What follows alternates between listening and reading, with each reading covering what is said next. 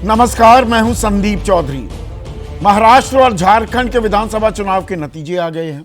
उत्तर प्रदेश में 9 विधानसभा सीटों पर जो उपचुनाव हुए उनके भी नतीजे आ गए हैं और महाराष्ट्र में जबरदस्त जीत हासिल की बीजेपी की अगुवाई वाले गठबंधन महायुति ने और योगी आदित्यनाथ ने 9 में से 7 सीटें जीत ली हैं उत्तर प्रदेश के उपचुनाव में। और इसका बड़ा श्रेय अब दिया जा रहा है बटेंगे तो कटेंगे के नारे पर भी। एक है तो सेफ है, गर्व से कहो हम हिंदू हैं।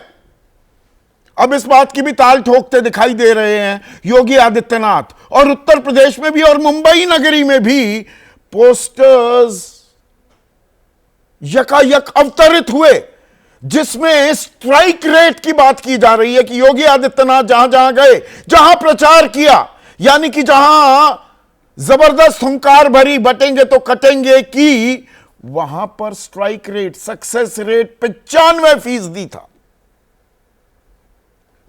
और इस सब के बीच कल उत्तर प्रदेश में ही संभल में एक दंगा हो जाता है। चुनावी नतीजे 23 नवंबर को आ गए, लेकिन दंगा होता है 24 को और एक मस्जिद के सर्वे को लेकर होता है जिसका आदेश आया था 19 नवंबर को। सर्वे उस दिन भी हुआ, कुछ नहीं होता, लेकिन कल हिंसा भड़क उठती है, 4 लोगों की मौत हो जाती है। समाजवादी पार्टी के वहां से सांसद जियाउर रहमान बर्क वो कह रहे हैं 5 लोग मारे गए हैं, लेकिन साथ ही साथ 22 पुलिस वाले भी जख्मी हुए हैं। वहां पर 30 थानों की पुलिस की तैनाती कर दी गई है, गोलियां दागी गई है, आरोप लग रहे हैं सीधे सर पर और सीने पर, जो कानूनी प्रक्रिया के बिल्कुल खिलाफ है, विपरीत है। लेकिन आरोप यह भी लग रहे हैं कि 2 धारी चाकुओं का इस्तेमाल हुआ, रुमाल बांधे हुए लोग थे, वो कौन थे?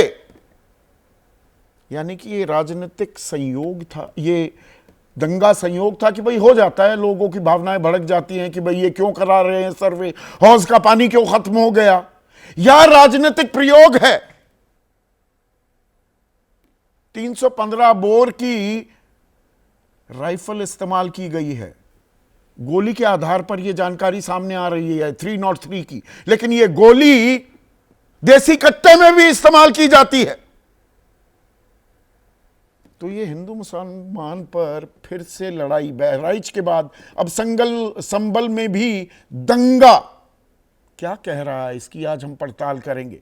तो उत्तर प्रदेश के संभल में हालात तनावपूर्ण हैं, दंगा हुआ है, वहां पर 4 लोगों की मौत हो गई। समाजवादी पार्टी का दावा है 5 लोगों की मौत हुई है, 22 पुलिस वाले भी जख्मी हुए हैं, 7 लोगों पर नामजद FIR दर्ज की गई है, 2500 लोगों के खिलाफ, अज्ञात लोगों के खिलाफ FIR दर्ज है और 25 आरोपियों को हिरासत में भी ले लिया गया है।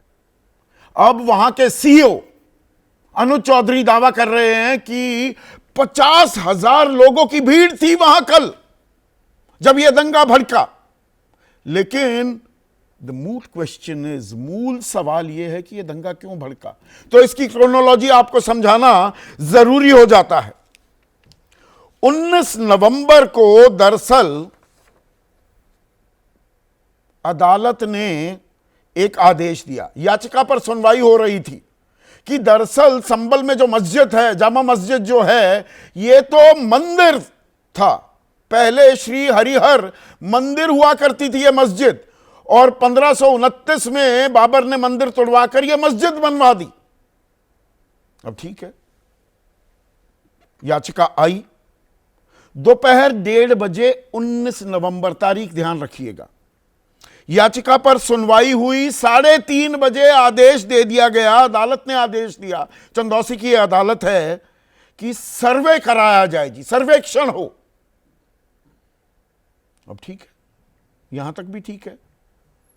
और वहां के दूसरा पक्ष यानी कि मुस्लिम पक्ष वो ऊपरी अदालत में जा सकता था, लेकिन यहां क्या हुआ, शाम 6:15 बजे वहां पर सर्वे की टीम पहुंच भी गई मस्जिद में,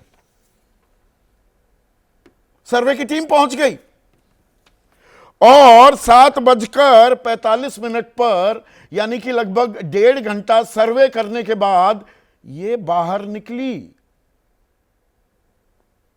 3:30 बजे से 6:15 बजे के बीच में एक एडवोकेट कमिश्नर की नियुक्ति भी हो गई, इनिशियल सर्वे हो गया, वहां पर जिले के जो डीएम थे, जो कप्तान थे, वो मौजूद भी हो गए और 1.5 घंटे सर्वे भी हो गया। कुछ नहीं हुआ, शांतिपूर्ण तरीके से सारी बातें निपट गई। लेकिन कल 24 तारीख, संडे का दिन, रविवार का दिन, अब यह भी गौर करने वाली बात, क्रोनोलॉजी समझने की जरूरत है। 7 बजे सुबह फिर सर्वे करने टीम पहुंच गई। किसी दिन में वो नमाज वगैरह पढ़ी जाएगी तो पहले ही कर लेते हैं। और वहां पर जो पुलिस का दल आया, उसके साथ कुछ जो लोग दिखाई दिए हैं, वो वीडियो भी आपको दिखाना चाहूंगा। नकाबपोश लोग, रुमाल बांधे हुए लोग वहां पर सर्वे की टीम के साथ दिखाई देते हैं। उधर दावा यह किया जा रहा है, शाही जामा मस्जिद कमेटी के अध्यक्ष जफर अली कह रहे हैं कि कल सुबह जब यह टीम आई तो उसके पास कोर्ट का आदेश नहीं था और मस्जिद की हौज का पानी बाहर निकलता देख वहां पर भीड़ जो है वो भड़क गई, खुदाई हो रही है जी, और फिर गोलियां चली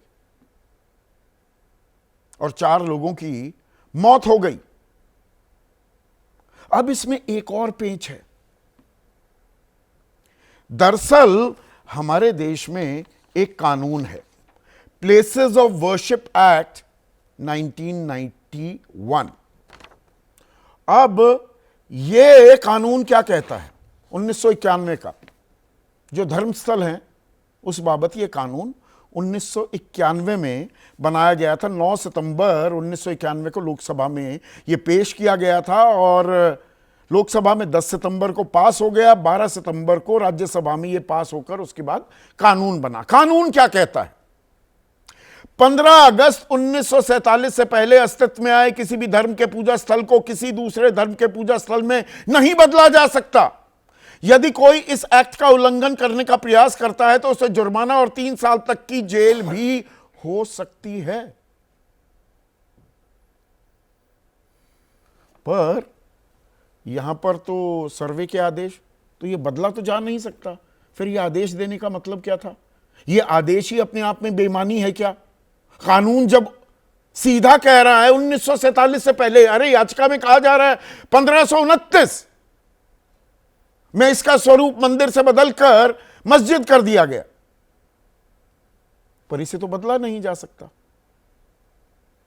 अब इस पर जमकर राजनीति शुरू हो गई है। सरकार का पक्षपात और जल्दबाजी भरा हुआ रवैया बेहद दुखदायक है, दुर्भाग्यपूर्ण है। राहुल गांधी ऐसा कह रहे हैं, चुनावी धांधली से ध्यान हटाने के लिए हिंसा कराई गई। यह अखिलेश यादव कह रहे हैं, यूपी के सहारे देश का माहौल बिगाड़ने की कोशिश की जा रही है। यह राजनीतिक प्रयोग है क्या? या दरअसल वहां पर हिंसा भड़की, 2 धारी चाकू भी इस्तेमाल हुए, जैसा बहराइच में भी हमें होता दिखा। गोली मार दी गई, पर झंडा भी बदला राम गोपाल मिश्रा ने। अब संभल का हमला पुलिस पर नहीं, देश के लोकतंत्र पर है। केंद्रीय मंत्री गिरिराज सिंह कह रहे हैं कि हमला किया गया जी, तो पुलिस को मजबूरन गोलियां चलानी पड़ी, लेकिन सीने पर और सर पर गोली चलाने की इजाजत कौन देता है? वो अधिकार पुलिस के पास तो है नहीं।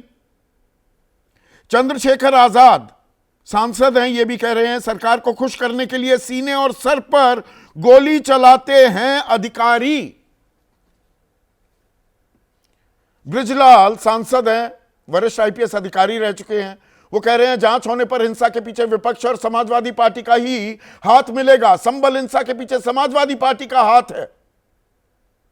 एसपी सिंह बघेल कह रहे हैं, केंद्रीय मंत्री हैं, अराजकता फैलाने वालों पर सख्त कार्रवाई होगी। दयाशंकर सिंह परिवहन मंत्री उत्तर प्रदेश के, वो कह रहे हैं, जबकि संभल की हिंसा प्रायोजित है, हिंसा पुलिस ने करवाई। ये इमरान मसूद, ये कांग्रेस के सांसद हैं, वो ये कह रहे हैं। और लोकसभा स्पीकर से भी मुलाकात की अखिलेश यादव ने, और वो तो यहां पर कह रहे हैं कि सांसद पर जी एफआईआर दर्ज कर दी। सांसद तो बेंगलुरु में मौजूद थे, all India Muslim personal law board की बैठक में मौजूद थे। तो क्या सच सामने आएगा? और अब क्या ये दंगा जिन पर एक रोक लगती दिखी थी, वो फिर से मुख्य धारा में आते दिख रहे हैं? इसी पर आज हम चर्चा करने वाले हैं। ऐसे में आज का सीधा सवाल, संभल हिंसा संयोग या राजनीतिक प्रयोग? और हिंसा पर सियासत गरमाई, आग भड़की या भड़काई? चर्चा में मेरे साथ बीजेपी की तरफ से प्रोफेसर सौरभ मालवीय, एनडीए के ही अहम घटक हैं, उत्तर प्रदेश की मजबूत पार्टी भी हैं अपने इलाके में, खास पश्चिमी उत्तर प्रदेश में जहां पर यह दंगा भड़का है। आरएलडी के महासचिव हैं, ये सचिव ना लिखिए, और राष्ट्रीय प्रवक्ता, सांसद भी रह चुके हैं मलूक नागर। कांग्रेस के राष्ट्रीय प्रवक्ता सुरेंद्र राजपूत, समाजवादी पार्टी के राष्ट्रीय प्रवक्ता Faraz Kidwai, one of the finest police officers we had in the country, Vikram Singh, DGP रह चुके हैं उत्तर प्रदेश के, और जाने माने राजनीतिक विश्लेषक अभय दुबे स्टूडियो में मेरे साथ हैं।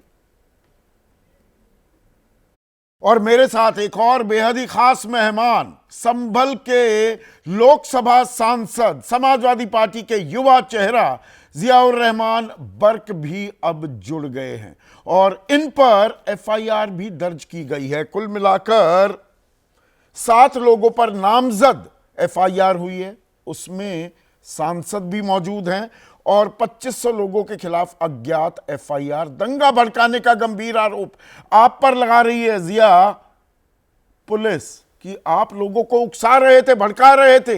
ये खिसियाहट थी कि उपचुनाव में 9 में से 7 सीटें बीजेपी जीत गई, तो खिसियाहट के मारे दंगा भड़का दिया आपने। पूरा का पूरा दंगा जो भड़काया है और कराया है, वो सुनियोजित तरीके से प्री प्लान पुलिस प्रशासन का काम है। और इसके अंदर जो आपने देखा होगा, प्लेसेस ऑफ वर्शिप एक्ट का जिस तरह से उल्लंघन और धज्जियां इस प्रदेश और देश में उड़ाई जा रही हैं, जो कानून बनाया गया था 1991 में पार्लियामेंट ने, कि 1947 15 अगस्त से जो भी अस्तित्व में, सिर्फ मस्जिद नहीं, जो भी धर्मस्थल होंगे वो उनके साथ में कोई किसी प्रकार का बदलाव नहीं किया जाएगा। और याचिकाएं बंद करने की बात हुई थी, लेकिन और याचिकाएं डाली जा रही हैं। खैर, जो भी था 19 तारीख में याचिका डाली, सेम डे आदेश हुआ, और उसके बाद में पुलिस प्रशासन ने हड़बड़ाहट में, अब किसका आदेश है ये वही बताएंगे, कि उन्होंने हड़बड़ाहट में 1 से 1.5 घंटे के अंदर सर्वे करने भी पहुंच गए, जबकि ये सर्वे विथिन 1 वीक या 29 तारीख से पहले किया जा सकता था, सब लोगों को कॉन्फिडेंस में लेकर। नहीं, पर यहाँ पर क्रोनोलॉजी भी समझने की जरूरत है ना जिया। देखिए 19 नवंबर को, अब वो जो तुरंत फुरत, ऐसी हड़बड़ाहट, ऐसी जल्दबाजी क्यों हुई, वो तो आगे मैं सवाल इस शो में इस्तेमाल करने वाला हूं, वो पूछने भी वाला हूं। पर 19 को कुछ नहीं होता, हड़बड़ाहट में उस आदेश की तामील भी की गई। दरअसल दंगा भड़कता है 24 तारीख को। क्यों? मैं वही आपसे कह रहा हूं कि 19 तारीख के अंदर मैं खुद मौजूद था, और वहाँ पे हमने सब लोगों ने मिलकर के सर्वे को सुकून से कराया। पब्लिक वहाँ इकट्ठी थी, लेकिन एक किसी भी प्रकार की कोई घटना नहीं हुई, ना कोई हंगामा हुआ, ना कोई पथराव हुआ। आने वाली 22 तारीख को शुक्रवार को जुमे के दिन सब लोगों ने नमाज अदा करी। काफ़ी लोगों को पुलिस प्रशासन ने बैरिकेडिंग लगा करके रोक दिया नमाज अदा करने से। उस दिन भी सब लोगों ने बर्दाश्त किया, कोई प्रकार की घटना नहीं हुई। 22 का 23 का दिन गुजर जाने के बाद मैं उस दिन, कल के दिन यानी कि 24 तारीख को संभल में, क्या मैं उत्तर प्रदेश में भी मौजूद नहीं था, मैं बेंगलोर में all India Muslim personal law board की मीटिंग अटेंड करने के लिए गया था। लेकिन पुलिस प्रशासन ने मेरे ऊपर भी मुकदमा लिख दिया। काबिले तारीफ़ है इस पुलिस प्रशासन, इसको तो नोबेल प्राइज़ मिलना चाहिए कि अपनी नाकामी छुपाने के लिए अपनी लापरवाही छुपाने के लिए और इस घटना में जो उन्होंने अंजाम दिया है उस पर पर्दा डालने के लिए। नहीं, पर आप खुद मान रहे हैं जियाउर रहमान बर्क कि 19 तारीख को कुछ नहीं हुआ, 24 तारीख को ये अफवाहें किसने फैलाई कि मस्जिद में खुदाई हो रही है, दो धारी चाकू लेकर वहां पर वो कौन मौजूद थे, लोग रुमाल बांधे हुए जो चेहरे दिखाई दे रहे हैं, वीडियो हम दिखा रहे हैं, ये कौन लोग थे, ये वहां पर कैसे आए, किसके कहने पर आए? मैं आपसे चाहूंगा ये सवाल आप डीएमएसपी संभल से भी पूछें कि जो ये कहते हुए नजर आ रहे थे कि कल कि हमारे किसी भी पुलिस वाले ने गोली नहीं चलाई, और फिर जो वीडियो वायरल हुई है जो पिस्टल और राइफलों से, जो असलों से वो डायरेक्ट स्ट्रेट फायरिंग कर रहे हैं, वो इस बात का जवाब दें। फिर गोली जब तुमने साफ मना करा था, इस ऐसे तुम कुर्सी पे बैठ करके इतना गैर जिम्मेदार तुमने बयान दिया, तुमने हत्या की है, लोगों के साथ जान माल का नुकसान किया है, और दूसरे सर्वे की आवश्यकता क्यों पड़ी? जब एक बार सर्वे मुकम्मल हो गया था तो दूसरे सर्वे अगर कराना था, कोर्ट का आदेश लेकर के आते। हम कोर्ट का सम्मान करते हैं, उसके आदेश का पालन करते हैं जैसे पहले करा था, लेकिन उसके बावजूद भी शाही जामा मस्जिद की कमेटी ने सर्वे कराया, दूसरा भी सुकून के साथ कराया। बाहर जो पब्लिक थी उन्होंने वो जानने का प्रयास किया कि सर्वे हो गया तो दोबारा किसे सर्वे क्यों किया जा रहा है। इसके एवज में वहाँ का सीओ संभल, जिन्होंने के बिल्कुल सारी हदें पार कर करके उसने अनुज चौधरी ने लाठीचार्ज कर करके लोगों को घायल कर दिया, जिसके बदले में कुछ चंद लोगों ने भी पथराव करा। जख्मी हुए हैं। उसके बाद अगर आप कह रहे हैं ये प्रशासन द्वारा प्रायोजित था, उन्होंने लोगों का मर्डर कर दिया, 22 पुलिस वाले भी जख्मी हुए हैं। पुलिस वालों पर हमला कौन कर रहा था? ये एक हाथ से ताली तो नहीं बजी है जिया। ये तो मुझसे ज़्यादा आप भी अच्छी तरह वाकिफ़ हैं। देखिए, मैं नहीं चाहता कि किसी एक सिटीज़न की, आम नागरिक की या पुलिस वाले की जान जाए। हमारे लिए सबकी जान कीमती है, हम नहीं चाहते। और मैं पूछना चाहता हूं कि हमारे 5 लोगों की जान जो चली गई, उनके तो गोली ऐसे लगी कि उनकी ज़िंदगी चली गई। क्या किसी सिपाही के, क्या अधिकारी के? मैं फिर से कह रहा हूँ, मैं नहीं चाहता कि किसी की जान जाती, उनके गोली सबके पाँव में ही लगी। क्या आप नहीं जानते इस प्रदेश और देश के अंदर जो फर्जी एनकाउंटर होते हैं उनको किस तरीके से प्लान किया जाता है? आप भी अच्छी तरह से वाकिफ़ हैं। ये जनता इतनी साजिश नहीं कर सकती कि अपने आप आपस में गोली चलाए। क्या जनता को गोली आपस में चला करके मैं पूछना चाहता हूं, ये भी अपने आप में एक सवाल है। क्या जियाउर रहमान बर्क, मुझे ये सवाल मैं इसलिए पूछ रहा हूँ, 315 बोर का इस्तेमाल हुआ, 303 की गोली, वो पुलिस के पास भी राइफल होती है। एक मिनट जिया भाई, वो राइफल पुलिस के पास भी होती है, लेकिन यही गोली देसी कट्टे में भी इस्तेमाल होती है। मैं गलत बयानी, गलत जानकारी तो नहीं दे रहा हूं ना, उसके आधार पर तो गलत सवाल नहीं पूछ रहा हूं आपसे।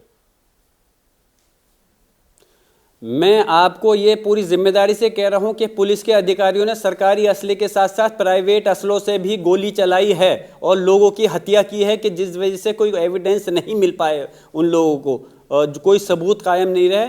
ये लोग जो देश के और जनता के रक्षक हैं, ये अगर हत्यारे हो जाएंगे तो क्या होगा आने वाले प्रदेश और देश की कानून व्यवस्था का? मैं चाहता हूं कि माननीय सर्वोच्च न्यायालय इसमें स्वच्छ संज्ञान लेकर के इसमें उन दोषी अधिकारियों के खिलाफ हत्या का मुकदमा दर्ज करके जेल में भेजे। आज माननीय राष्ट्रीय अध्यक्ष अखिलेश यादव जी और हमने न्यायिक जांच होगी, ये तो लेकिन राज्य सरकार ने पहले ही मान लिया है। न्यायिक जांच की मांग तो मान ली है। आपको लगता है उससे दूध का दूध पानी का पानी होगा? हकीकत, सच, ये राजनीतिक प्रयोग है या संयोग था, ये हिंसा, क्या सामने आ पाएगा? ये पूरा का पूरा प्लान पुलिस प्रशासन के द्वारा किया गया था। मैं आपसे पूछना चाहता हूं, एक सर्वे हो गया तो दूसरा सर्वे क्यों किया गया? ये आप सवाल करेंगे ही। और दूसरी चीज ये भी पूछना आप जरा डीएमएसपी से कि इस बात का वो जवाब दें, जब उन्होंने कहा था हमने गोली नहीं चलाई, तो फिर बाद में वीडियो कहां से वायरल हुई गोली चलाने की? न्यायिक तंत्र पे हमें भरोसा है, पूरा भरोसा है, लेकिन पुलिस प्रशासन और शासन पे हमें कतई भरोसा नहीं है। बहुत बहुत शुक्रिया। तो ये तो ज़कीरुर रहमान बर्क, जियाउर रहमान बर्क, जो सांसद संभल के, वो हमारे साथ थे। और एक और खास मेहमान जुड़ गए हैं। देखिए, हम इसकी तह में जानना चाहते हैं हुआ क्या है। मेरे साथ उत्तर प्रदेश सरकार में मंत्री, वरिष्ठ मंत्री हैं संजय निषाद, अहम घटक भी हैं बीजेपी के, एनडीए के, वो जुड़ गए हैं। और संजय निषाद यहां पर जियाउर रहमान बर्क सीधा आरोप लगा रहे हैं, यहां पर मौत नहीं हुई है, वो तो 5 लोगों की कह रहे हैं। दरअसल ये मर्डर है, ये हत्या की है पुलिस ने। दंगा भड़काया गया है। क्या यह एक राजनीतिक प्रयोग हुआ संभल में कल जो कुछ हुआ? संजय निषाद,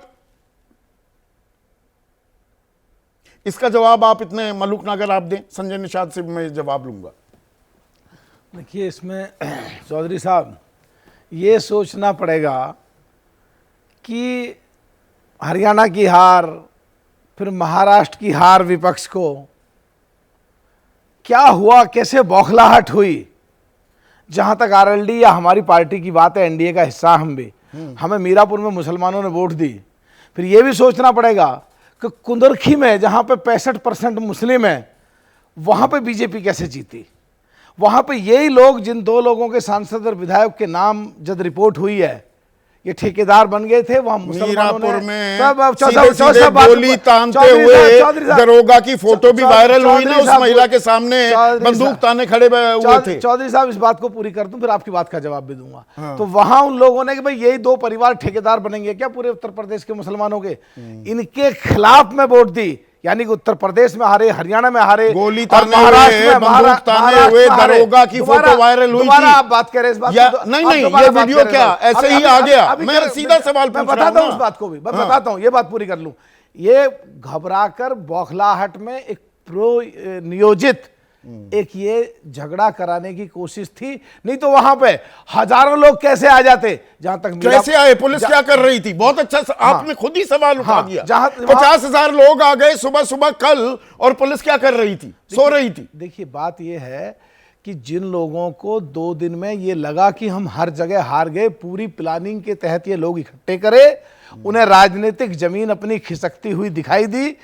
और जहां तक बात है, अगर निर्दोष किसी मुसलमान के खिलाफ कोई कार्रवाई होगी, हम उनकी बात को बढ़िया तरीके से रखेंगे। हमें मीरापुर में भी वोट दी है, और जो आपने बात कही है वो अधूरी बात है। आपकी जानकारी में 2 वीडियो आपके टेलीविजन ने दिखाए चौधरी साहब, 2 वीडियो है। पहला वीडियो एक अलग है, और दूसरा जो आधा काट करके मीरापुर का नहीं है। हाँ, मीरापुर का ही है, मीरापुर का ही है, लेकिन आधा काट के वो पूरा नहीं, अर्ध सत्य है। वो महाभारत की तरह उसमें आधा लाठी बांधी गई, प्रशासन ने अपनी ताकत का बेहतर इस्तेमाल किया। चौधरी साहब, वो आधा सत्य है। चौधरी साहब, वो आधा सत्य है। पहला ऊपर से जब मतलब आधा सत्य तो मान रहे हैं ना, कम से कम आपने इतनी पूरा दरिया दिली दिखा दी। आधा सच तो है ना। आप अपने शब्द मेरे मुंह में मत डालो, आप पूरी बात आप ही ने तो कहा आधा सच है। छत के ऊपर से पत्थर डाले, पुलिस वालों के सर फूटे, 19 तारीख को पुलिस वालों ने 24 को होती है ने खत्म, वहां पर पूरी बात खत्म करने दो, एनक्रोचमेंट नहीं। वहां रिवॉल्वर लेके, पिस्टल लेके वो भागा। 3 लेडीज सामने आई, उन्होंने कहा हम वोट डालने जाने,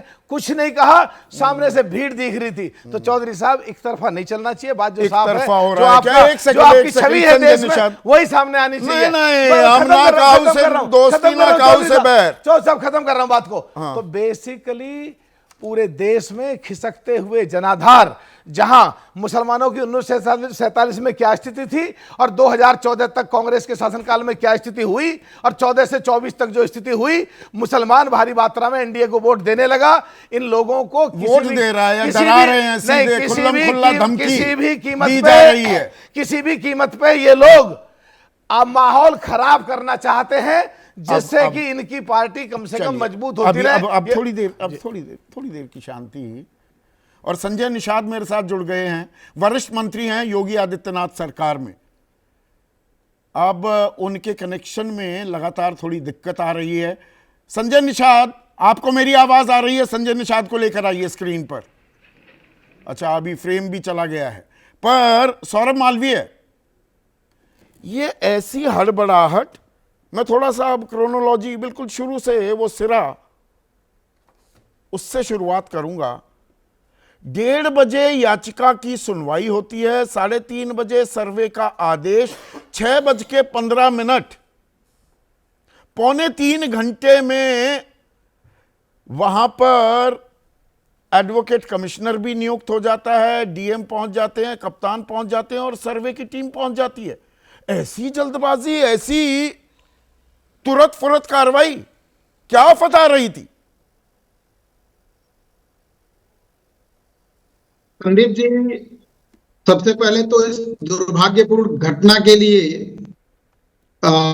खेद व्यक्त करता हूं, और सरकार भी इसके लिए बड़ी संवेदनापूर्वक अपनी बात रखी है।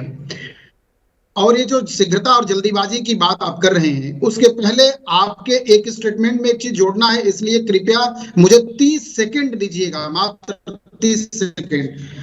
1991 का पूजा स्थल अधिनियम किसी धार्मिक स्थल में बदलाव का निषेध करता है, लेकिन इसकी अनदेखी भी नहीं की जा सकती है। इस वाक्य को आपने नहीं बोला।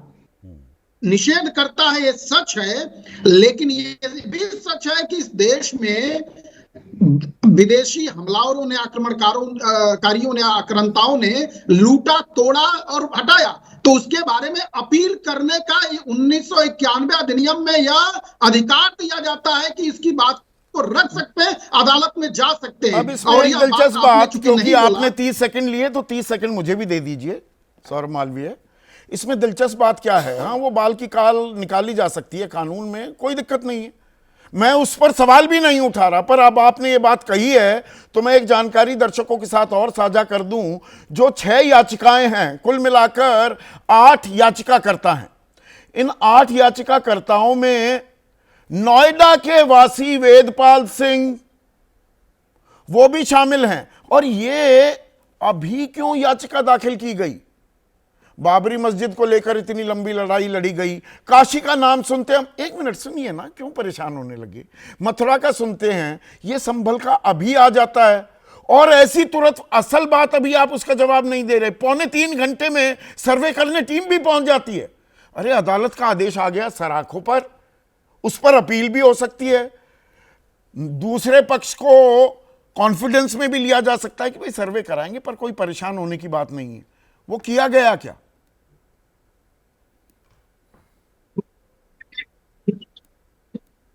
थोड़ा सा उसको जोड़ा, उसके बाद क्योंकि आप इंद्र की भूमिका में, तो आपको ज्यादा अधिकार है कहने का, बोलने का, वो ठीक बात है। लेकिन जो सबसे यहाँ महत्वपूर्ण बात यह है कि अदालत के आदेश के बाद इस देश में जिस त्वरित गति से फास्ट ट्रैक चला के तमाम उलझे हुए मामले को सुलझाने का कार्य सरकार और न्याय प्रणाली कर रही है, उस पर भी सवाल खड़े कर दिए जा रहे हैं, उस पर भी बहस कर दी जा रही है कि ऐसा कैसे हो गया। अरे सर्वे सवाल का जवाब नहीं दिया, 2.25 घंटे में ही सर्वे करने टीम पहुंच गई। ऐसी कौन सी आफत, ऐसी क्या नौबत आई हुई थी? और 19 तारीख को कोई हिंसा नहीं होती, पर 24 को दोबारा सर्वे की जरूरत क्या आन पड़ी, और तब यह दंगा भड़कता है। संदीप जी, प्रश्न यहां यह है कि सर्वे टीम और पुलिस प्रशासन पर पुलिस को आगजनी कर देना, तोड़ना, मारना, और डूबते जहाज यानी डूबती पार्टी को हिंसा के बल पर उत्तर प्रदेश को जलाने की जो साजिश है, सर्वे करने की नौबत क्यों आ गई? और 50,000 की भीड़ थी, जैसा सीओ अनुज चौधरी कह रहे हैं, तो पुलिस वहां क्या कर रही थी? ये आपको सवाल ऐसे ही गैर जरूरी सवाल लग रहा है सौरभ मालवीय? बहुत वाजिब सवाल है। सवाल यह होनी चाहिए संदीप जी, सवाल तो यहाँ यह बनता कि एक डूबती पार्टी के जहाज पर केवल हिंसा ही हथियार क्यों अपनाती है समाजवादी पार्टी? ये क्यों मुस्लिम तुष्टीकरण की बात करते हैं? क्यों कांग्रेस इसमें आग झोंकने का काम कर रही है? कानून व्यवस्था को बनाए रखना किसकी जिम्मेदारी है? एक सेकेंड, फिर से संजय निषाद मेरे साथ जुड़ गए हैं, वरिष्ठ मंत्री हैं योगी आदित्यनाथ सरकार में। यहां पर विपक्ष ये आरोप लगा रहा है, जियाउर रहमान बर्क जो सांसद हैं संभल के, संजय भाई, वो सीधा कह रहे हैं ये राजनीतिक प्रयोग है, ये हत्या नहीं हुई। 4 लोगों की आधिकारिक पुष्टि हुई है, वो कह रहे हैं 5 लोग मारे गए हैं, मारे नहीं गए, मर्डर किए गए हैं।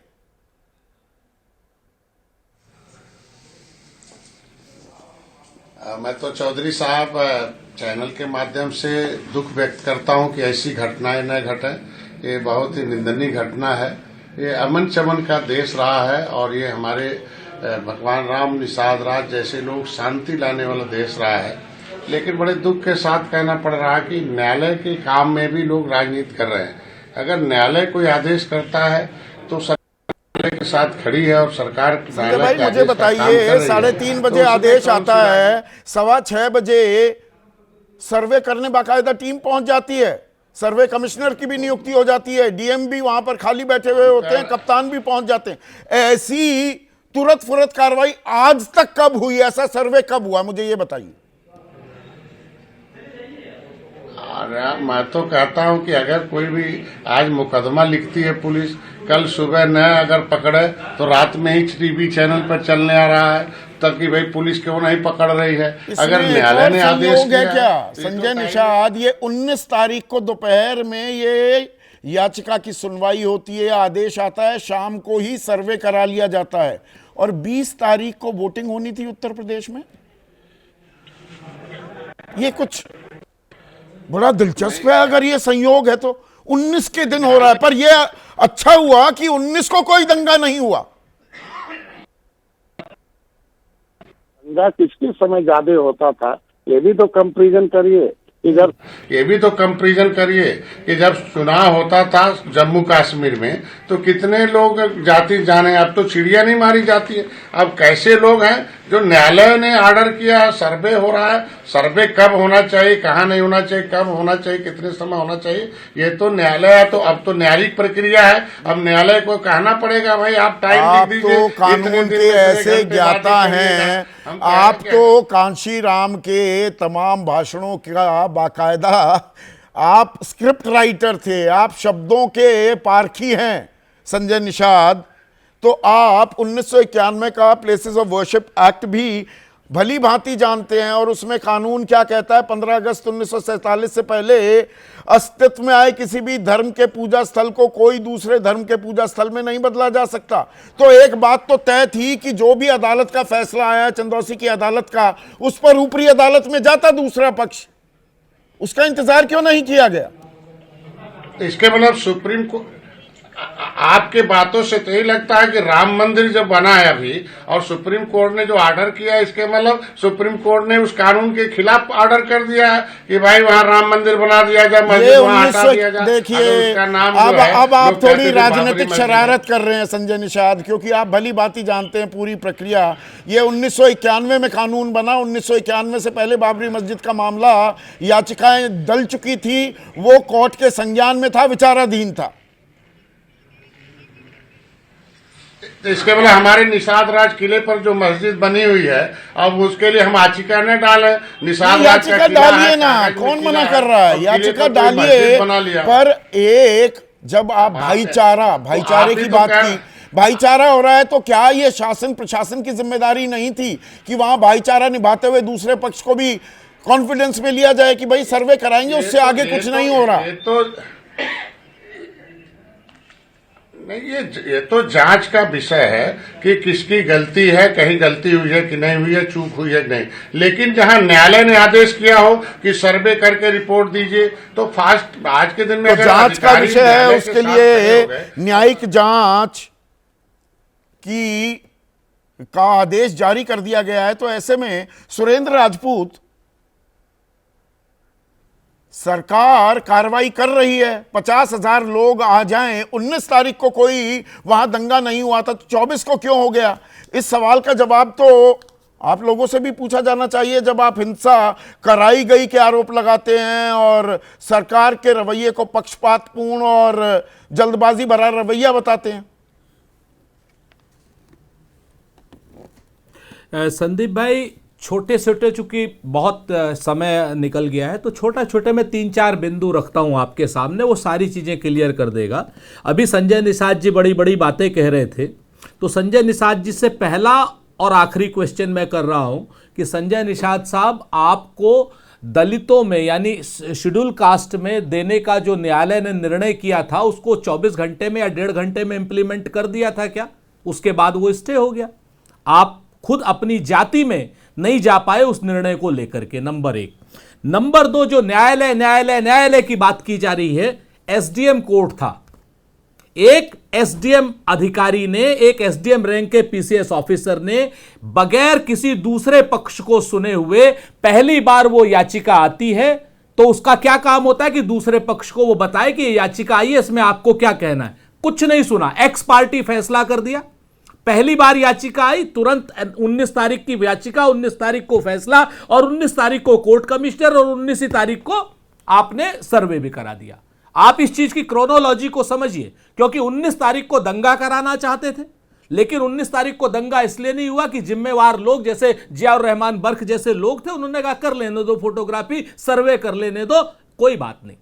एक एसडीएम कोर्ट का एक अधिकारी, एक अदना सा पीसीएस ऑफिसर उसी दिन आपको कर देता है जिस दिन वो दूसरे पक्ष को लाता ही नहीं है।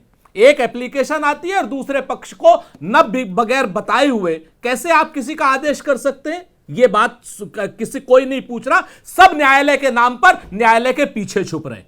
दूसरी बात, जब उस दिन दंगा नहीं हुआ तो 24 तारीख को दोबारा यही सवाल अपना सर्वे हो चुका था, यही सवाल का जवाब चाहूंगा मैं करने की। हाँ। सुनिए सुनिए प्लीज, छोटी छोटी मैं ज्यादा लंबी बात नहीं कर रहा हूं। ये संयोग नहीं है, ये प्रयोग है, और पूरे प्रशासन का, शासन का और भारतीय जनता पार्टी का ये प्रयोग है। 19 तारीख को दंगा इसलिए नहीं हुआ कि वहां पर जिम्मेवार लोग मौजूद थे। 24 तारीख को दंगा इसलिए हुआ कि वहां दंगा कराने के लिए दोबारा गए थे, चूंकि सर्वे दोबारा जरूरत क्या थी, और सर्वे जो है दोबारा से अगर आप जिम्मेवार आदमियों को लेकर के जाते तो नहीं होता। आप एक तरफ लोगों को कह रहे कि वो भीड़ में थे, ये बता दीजिए कि पुलिस के साथ नकाबपोश लोग कौन थे। मेरा आरोप है जैसे रीता बहुगुणा जी का घर जलाया गया था बहुजन समाज पार्टी के शासनकाल में, और पुलिस के साथ नकाबपोश लोग बहुजन समाज पार्टी के लोग आए थे, जो बाकायदा उसके कोर्ट में आए, उसमें नाम तक लोगों के आए। नकाबपोश लोग पुलिस की वर्दी में, पुलिस में आए थे, पुलिस के साथ आए थे, और बताया गया था को दंगा कराने में क्या राजनीतिक फायदा? आप राजनीतिक प्रयोग की बात कर रहे हैं। 19 को दंगा होता तो मैं मान सकता था कि भाई बीजेपी फायदा उठाती, उपचुनाव के लिए वोटिंग थी 20 तारीख को। मैं बताता हूं, मैं वो भी बताता हूं। मुझे तो सिर्फ ये मैं बिल्कुल बताता हूं, क्योंकि इन्हें दंगा बजिद होकर के कराना था। बजिद थे ये लोग दंगा कराने के लिए, क्योंकि वहां पर जो भी प्रशासन है वो प्रशासन एक तरफा कार्रवाई कर रहा है। अगर 19 को दंगा नहीं हुआ तो 24 को दंगा कराते। 24 को दंगा अगर जिम्मेवार लोग होते, वहां पर जियाउर रहमान बर्क जैसे लोग होते, तो ये फिर 27 को दंगा कराते। आप एक बात क्यों नहीं पूछ रहे हैं कि 1.5 घंटे के अंदर जो फैसला हो रहा है और बगैर दूसरे पक्ष को जानकारी दिए हुए फैसला हो रहा है, क्या ये कोर्ट कर सकता है? ये कोर्ट कर सकता है? नहीं कोर्ट कर सकता। ये जिस अधिकारी ने किया उसे जेल जाना चाहिए। मैं पूरी तरीके से कह रहा हूं, जिस एसडीएम ने यह पास किया है आदेश, वो जेल जाएगा। आज नहीं जाएगा, कल जाएगा, क्योंकि ये बाकायदा घेर करके हत्या की गई है, और देश के 22 पुलिस वाले भी जख्मी हुए हैं। सुरेंद्र राजपूत, देश के संविधान की हत्या ताली क्या एक हाथ से बजी है? ये 22 पुलिस वाले किसने जख्मी कर दिए? मैं फिर से वो जो नकाबपोश लोग हैं, कौन है वो नकाबपोश लोग? आरोप है वहां पर लोग, पुलिस उन नकाबपोश लोगों को ले आएगी, जैसा आप दावा कर रहे हैं। वो नकाबपोश लोग पुलिस को ही जख्मी कर देंगे।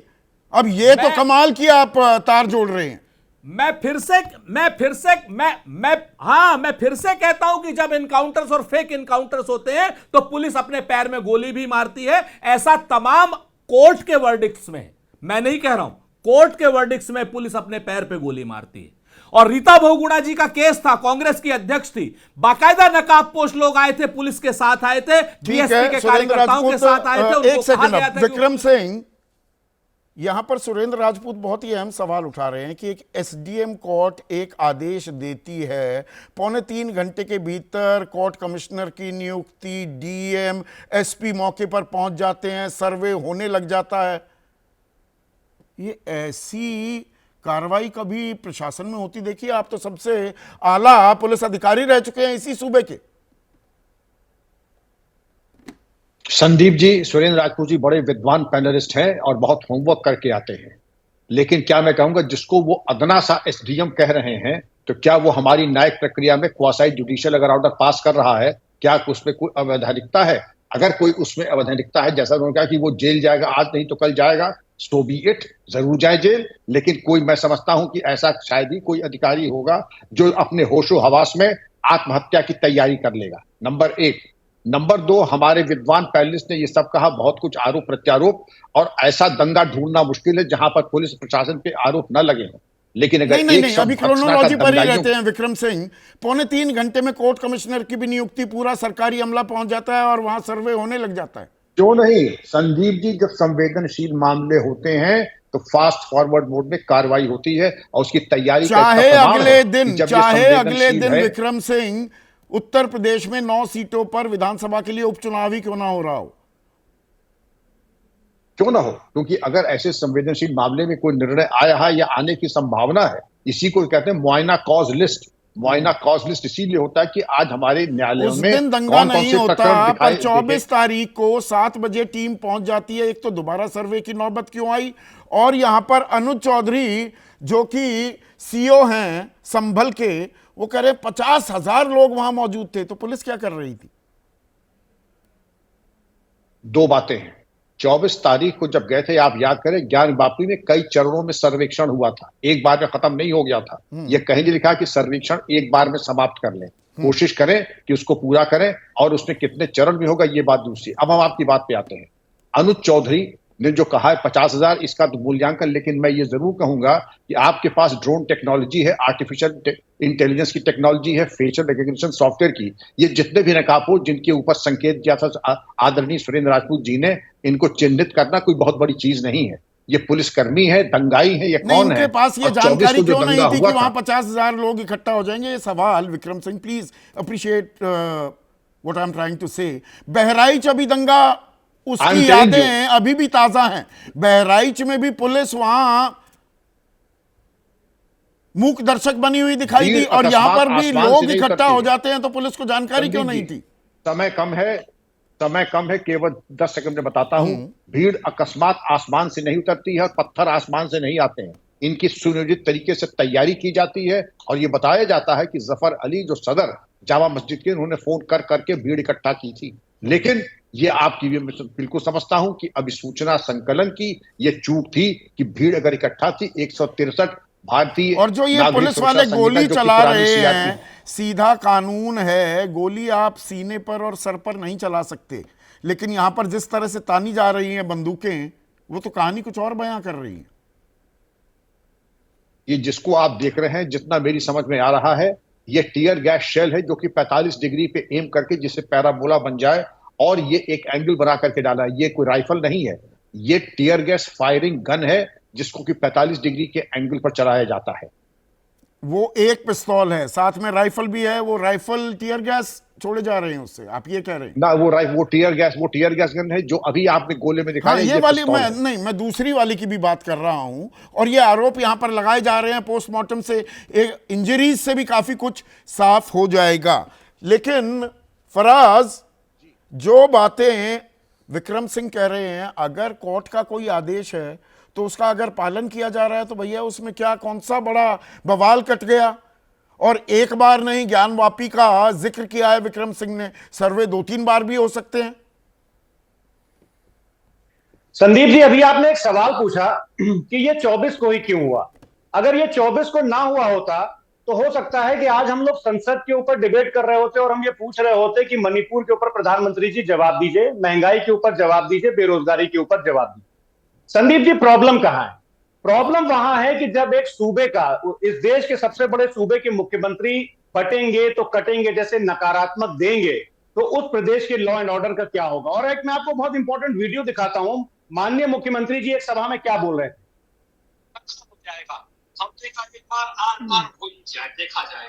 माननीय मुख्यमंत्री जी ये बोल रहे हैं कि दंगा हो जाएगा, हमने कहा एक बार आर पार हो ही जाए, देखा जाएगा जो होगा।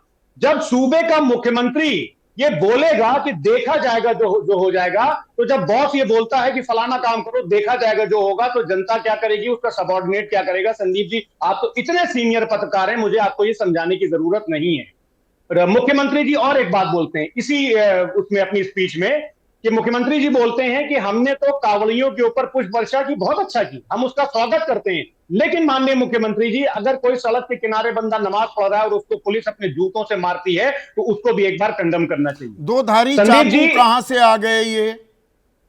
ये गोलियां जो चली, असलहों का भी इस्तेमाल किया गया, देसी कट्टों का इस्तेमाल किया गया, ये कौन कर रहा था?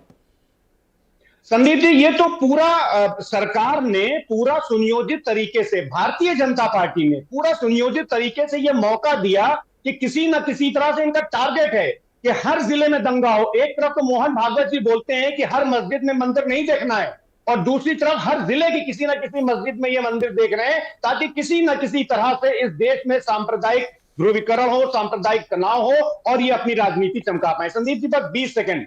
प्रधानमंत्री जी ने जो ये अमृत काल चल रहा है, इसका प्रेडिक्शन कुमार बाराबंकी साहब ने आज से 25 साल पहले कर दिया था। उन्होंने कहा था कि चरागों के बदले मकान चल रहे हैं, नया है जमाना, नई रोशनी है। अरे वो जफाओं पर चुप रहने वालों, खामोशी जफाओं की ताईद है। जफाओं ठीक है, मतलब आज अत्याचार। मेहमान काफी हो गए और बहुत ही संवेदनशील अहम मुद्दा है, तो सबके पक्ष को सामने रखना हमारी जिम्मेदारी भी बन जाती है। ऐसे में अभय दुबे, थोड़ा वक्त कम है पर सवाल बिल्कुल सीधा है, कार्यक्रम का नाम ही वही है। ये दंगा संयोग था, दंगा भड़क सकता है ना चाहते हुए भी, या ये विशुद्ध राजनीतिक प्रयोग था? देखिए, फराज साहब ने अभी मोहन भागवत का 2022 का वक्तव्य दोहराया, जिसमें उन्होंने कहा था कि हर मस्जिद के नीचे शिवलिंग क्यों देखना। ये उनका सही वक्तव्य है पूरी तरीके से। मेरा कहना है कि उस वक्त की राजनीतिक हालात दूसरे थे। हिंदू राजनीतिक एकता बनी हुई थी, लग रहा था सब ठीक ठाक चलता रहेगा और हम उत्तरोत्तर चुनाव दर चुनाव जीतते जाएंगे। लेकिन 4 जून ने असल में परिस्थिति को पूरी तरीके से बदल दिया।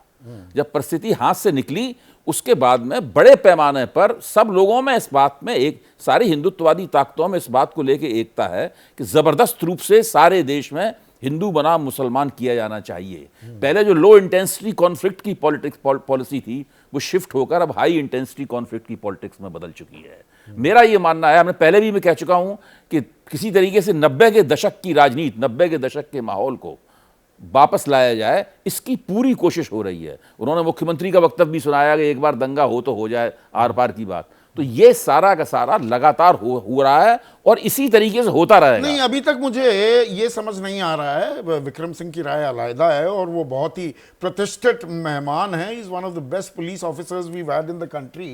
पर एक अदालत, एसडीएम की अदालत के सामने याचिका आती है, 2 घंटे में फैसला हो जाता है और 2.25 घंटे में सर्वे शुरू हो जाता है। आप जिस बात पे बार बार उंगली रख रहे हैं, उस बात का आपको किससे समर्थन की उम्मीद है? मतलब आपको उस बात की व्याख्या की किससे उम्मीद है? जो आजकल देश का माहौल है, जो लोगों के राजनीतिक और विचारधारात्मक रुझान है, उसमें तो आपकी इस बात के ऊपर कोई गौर ही नहीं करेगा। जो आप पहले मिनट से यही सवाल उठा रहे हैं लगातार, लेकिन कोई आपको जवाब तो नहीं मिल रहा ना इसका। क्यों? और किसी व्यक्ति से अगर आपका रुझान एक खास तरह का है, उसके बाद तो हर तरह का तर्क होगा, यही बताया जाएगा कि भाई ये इसलिए ठीक है, ये इसलिए ठीक है। और प्लेसेस ऑफ वर्शिप एक्ट भी है 1991। हाँ, पर प्लेसेस ऑफ वर्शिप एक्ट भी बना रहेगा। और कहां बात हो रही थी मथुरा की और काशी की, और संभल में इस बात को लेकर दंगा हो जाता है। ये एक पैटर्न है कि किसी भी पुरानी मस्जिद के नीचे कहने लगोगे इसके नीचे मस्जिद था, कुछ दिन प्रचार करो, मंदिर था। हाँ, मंदिर था, कुछ दिन प्रचार करो, उसके बाद अदालत चले जाओ। अदालत में जिस तरह के जज हैं हम लोगों को पता ही है, वहां से एक फैसला, वहां सर्वे का ऑर्डर आ जाएगा, उसके बाद तो मामला दोनों सिरों पे खुला हुआ है। जिस तरह चाहो उस तरह की राजनीति कर दो, जिस तरह की चाहो उस तरह का पूरा कार्यक्रम तैयार है बिल्कुल करने के लिए।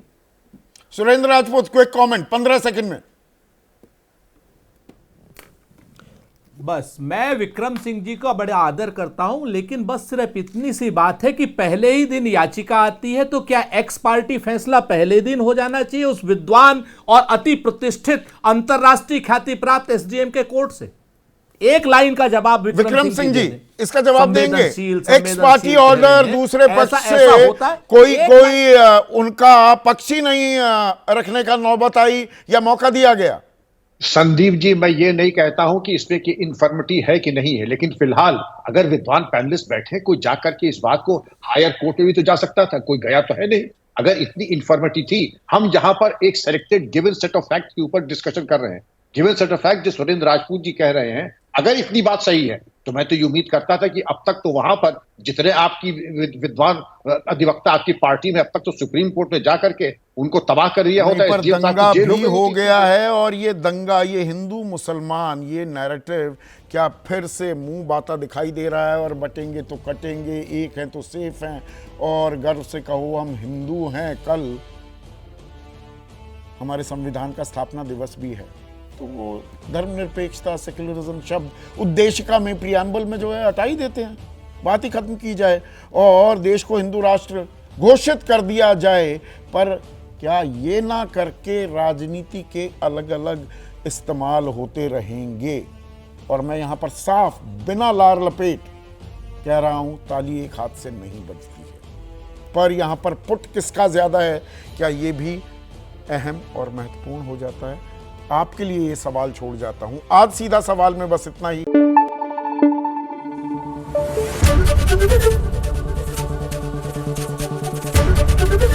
एबीपी न्यूज आपको रखे आगे।